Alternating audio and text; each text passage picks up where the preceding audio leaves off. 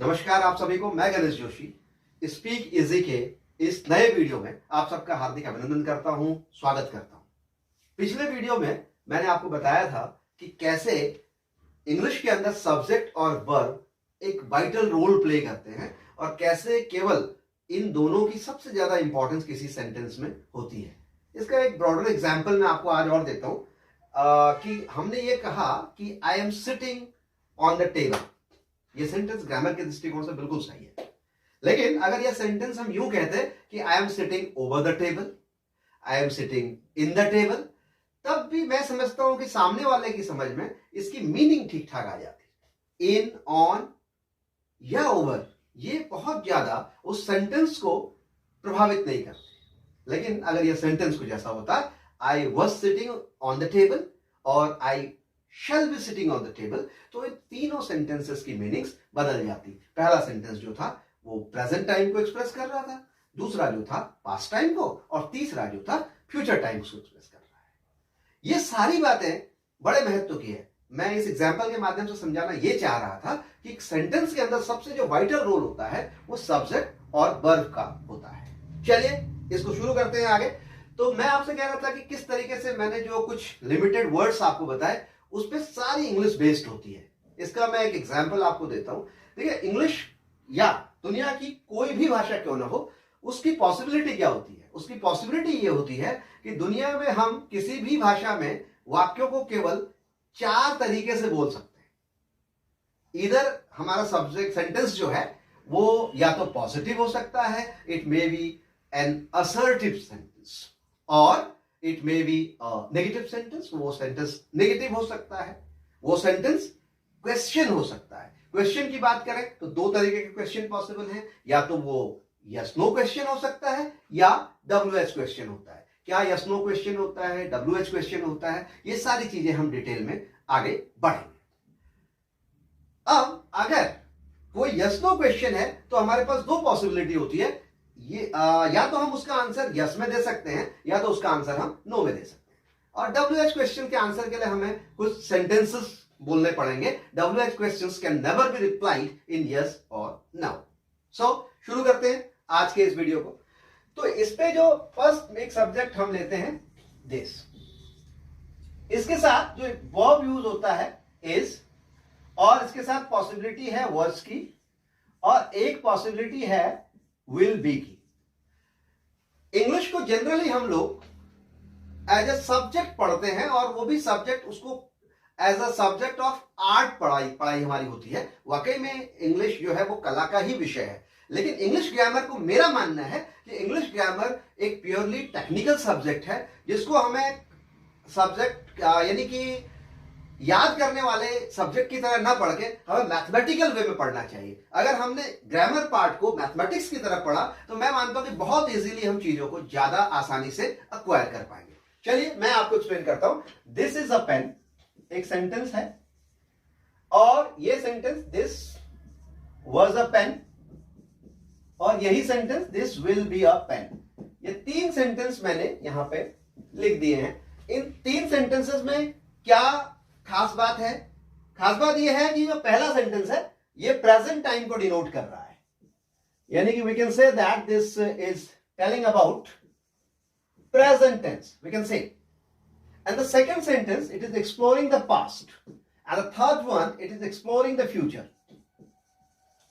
और यदि मैं आपसे, तो इसके अलावा मैं समझता हूं आपके पास कोई टाइम जोन या कोई पॉसिबिलिटी नहीं होगी। दुनिया की चाहे कोई भी भाषा क्यों ना हो, उसमें हम लोग या तो प्रेजेंट टाइम की बात कर सकते हैं, या पास्ट टाइम या tense, whatever you want to call, या फ्यूचर टाइम या टेंस की। टाइम और टेंस को लेके थोड़ा सा विरोधाभास है। जनरली हमारे दिमाग में एक आइडिया ये होता है कि जब भी हम प्रेजेंट टेंस की बात करते हैं तो वो प्रेजेंट टाइम से रिलेटेड होता है, लेकिन टेक्निकली अगर मैं बात करूं तो कई बार टेंस का संबंध टाइम से नहीं होता है। फर्दर जब हम लोग टेंस तक पहुंचेंगे तो ये सारी चीजें मैं आपको बताऊंगा। और साथ ही साथ मैं आपसे एक विनम्र आग्रह ये करना चाहता हूं कि जब भी आप मेरे किसी भी वीडियोस को देखें तो उसे पूरा देखें, क्योंकि वो छोटी छोटी बातें जो बड़े इंपॉर्टेंट होती हैं, अगर उसमें से कोई छोटी सी भी स्किप होगी तो सारा उसका कंसेप्ट खत्म हो जाएगा। और चूंकि हम लोग बेसिकली हमारी जो एजुकेशन रही, जहां हम लोग पढ़े लिखे, मैं बिहार में एजुकेटेड हुआ, वहां पे हमें बड़ा ठोक बजा के पढ़ाया जाता था, बड़ा एक पैटर्न था। तो हम भी कोशिश ये करते हैं कि काफी ठोक बजा के, थोड़ा सा संभव है कि हमारा वीडियो कुछ लेंदी आपको लगे, लेकिन ये जो भी मैं आपको बताऊंगा, ये अगर आपने ध्यान से सुना तो आप ये पाएंगे कि आप ऐसा ही 100% किसी दूसरे को भी डिलीवर कर सकते हैं। तो इसलिए continue, keep on watching our channel and be like and subscribing all, so that we can enhance our energy level and all these things. चलिए बात करते हैं। ये जो पहला सेंटेंस ब्लैक बोर्ड पे लिखा हुआ है, दिस इज अ पेन और this was a pen, this will be a pen, ये सारे अलग अलग टेंसेस को एक्सप्लोर कर रहे हैं। और एक कॉमन बात इसमें यह है कि ये सारे के सारे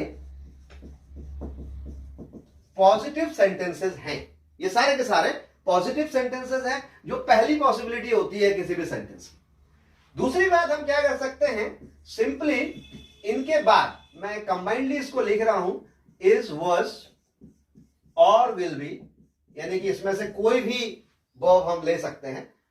लेकिन यहां पे थोड़ा सा एक चेंजेस होगा, इसको मैं एक्सप्लोर करता हूं, क्योंकि नॉट का जो यूज है उसके लिए थोड़ा सा स्पेस चेंजेस होगा। यानी कि इज और वाज के बाद तो हम लोग सीधे नॉट लिख सकते हैं, this is not a pen और this was not a pen, but in the case of will it is little bit changed. So how will we write? This will not be a pen.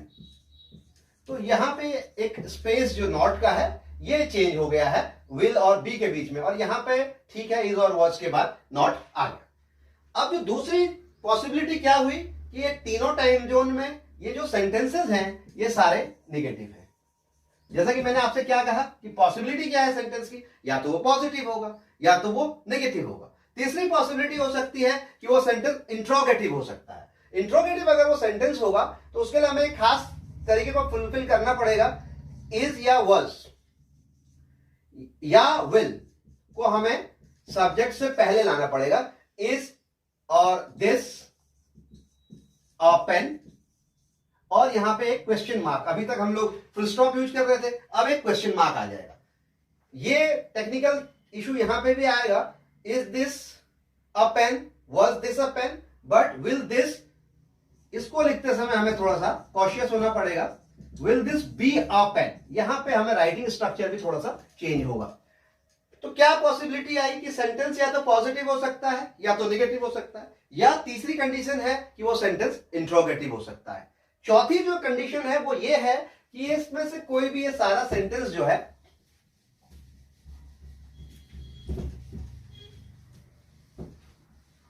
इसकी एक possibility और है, वो है कि sentence interrogative negative हो सकता है।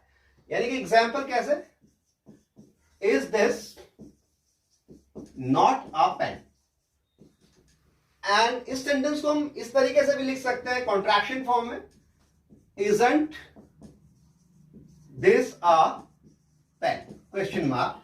यदि हम कॉन्ट्रैक्शन फॉर्म में जब इसको लिखेंगे तो हमें इसको कॉन्ट्रैक्शन ही लिखना पड़ेगा। अगर इस सेंटेंस को हम ऐसे लिखते हैं, is not this a pen, तो ये ग्रामर के दृष्टिकोण से गलत माना जाएगा। ये सेंटेंस लिखने का तरीका नहीं है। या तो हमारा तरीका हो सकता है is this not a pen और इजंट दिस अ पेन, और ये सेम काम हम वर्स और विल के साथ भी कर सकते हैं। यानी कि जो मैं बताना चाह रहा हूं, जो चौथी इंपॉर्टेंट बात है, सेंटेंस की पॉसिबिलिटी हमारे पास क्या है कि वो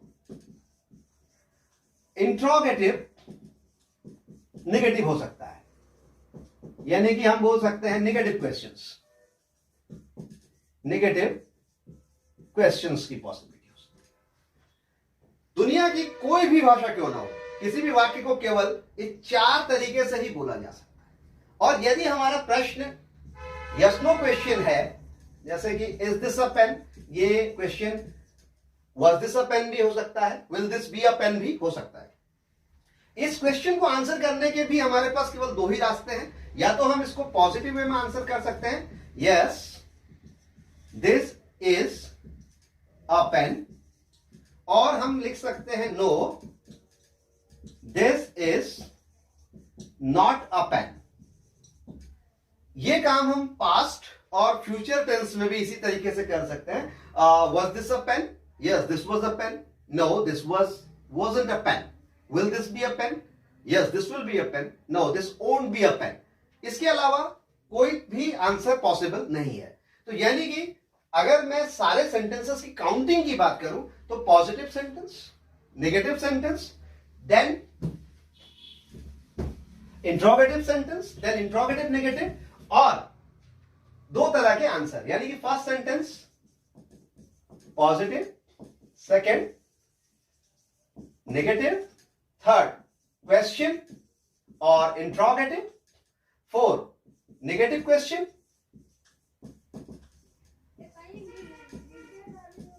negative question, number 1, number 2, number 3, number 4, number 5 question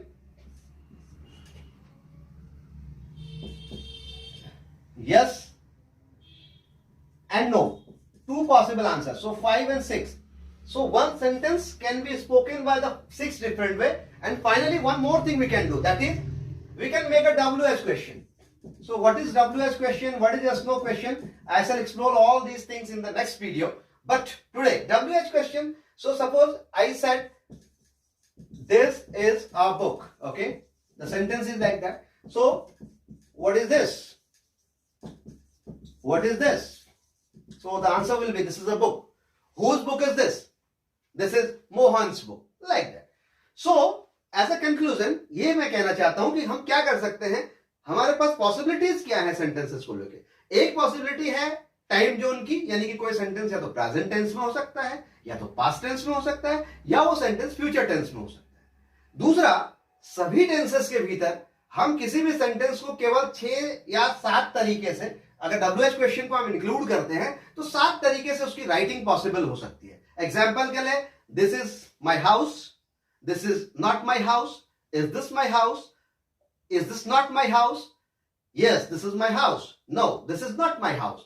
Whose house is this? This is my house. Like that, इस तरीके से हम 7 तरीके के ही सेंटेंसेस के हर, चाहे वो दुनिया की किसी भी भाषा का वाक्य क्यों ना हो, केवल हमारे पास ये 7 तरीके होते हैं उनको एक्सप्रेस करने के लिए. अब मैं अपने coming back to the point की जो मैं बात कर रहा था कि केवल सारा का सारा खेल सब्जेक्ट और वर्ब का है. सब्जेक्ट और वर्ब का खेल क्या था कि जब हमने पॉजिटिव सेंटेंस बनाया तो हमने क्या बोला, दिस इज अ पेन, यानी कि दिस, उसके बाद वर्ब इज, और अब पेन की जो पोजीशन थी वो ऑलमोस्ट सेम रही. मैं ब्लैक बोर्ड पर लिख भी देता हूं जिससे कि मेरे जो वर्ड्स हैं वो आप क्रॉस चेक इजीली कर पाएंगे. चलिए, एक सेंटेंस हमने लिख दिया, दिस इज अ पेन. ये पॉजिटिव सेंटेंस है, इसके आगे मैं मेंशन भी कर देता हूं, positive. Now, this is not a pen.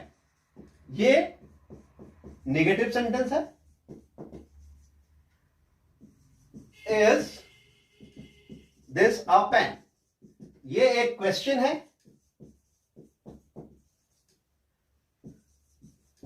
Is this not a pen? ये एक इंट्रोगेटिव नेगेटिव क्वेश्चन है. शॉर्ट फॉर्म में मैं इसे लिख देता हूं, और इसके possible answer, yes, this is a pen. ये पॉजिटिव आंसर है. No, this is not a pen. ये एक नेगेटिव आंसर है. Finally, what is this? ये एक WH क्वेश्चन है. अब हम लोग इस सारे सेंटेंसेस को एनालाइज करते हैं. यहां पे जो स्ट्रक्चर ऑफ सेंटेंस है, दिस इज, यानी कि जो वर्ब की प्लेस है सब्जेक्ट के बाद है. नेगेटिव बनाने के लिए हमने कुछ नहीं किया, सिंपली इसके बाद एक नॉट प्लेस कर दिया. ये नॉट अपने स्पेसिफिक जगह पे होता है, चाहे सिंपल वो चाहे प्रेजेंट टेंस का सेंटेंस हो, चाहे पास्ट टेंस का सेंटेंस हो, या फ्यूचर टेंस का. यहां पे वॉज होता तो उसके बाद भी नॉट की जगह फिक्स होती, विल होता तब भी नॉट की जगह फिक्स होती, या कोई भी अदर हेल्पिंग वर्ब होता या मेन वर्ब होता तो इसकी जगह फिक्स होती.